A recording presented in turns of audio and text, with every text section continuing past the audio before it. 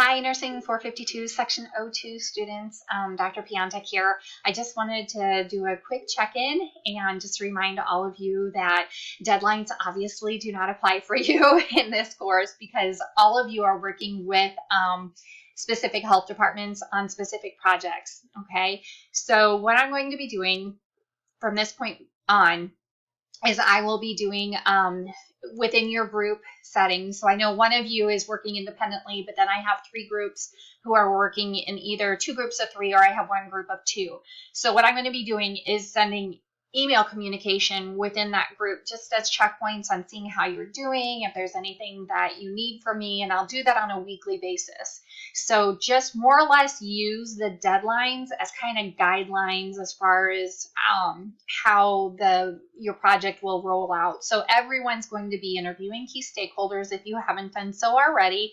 Everyone's going to be doing some kind of a presentation to the population, whether it be back to the stakeholders when you collect all your data as far as what needs to be done to move the project forward, or if it's actually to people within the population. For example, with the fit testing, your presentation really was about connecting with those clients who came into the flu clinic and really surveying who needs to have that colon cancer screening and who would be eligible for the fit testing.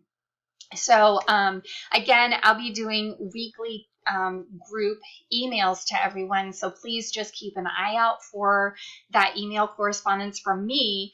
And then if you wouldn't mind, just go ahead when you respond to the email, just go ahead and do a reply all, click reply all.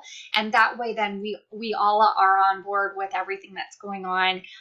Now the caveat to that is if you have a personal concern, obviously email me directly.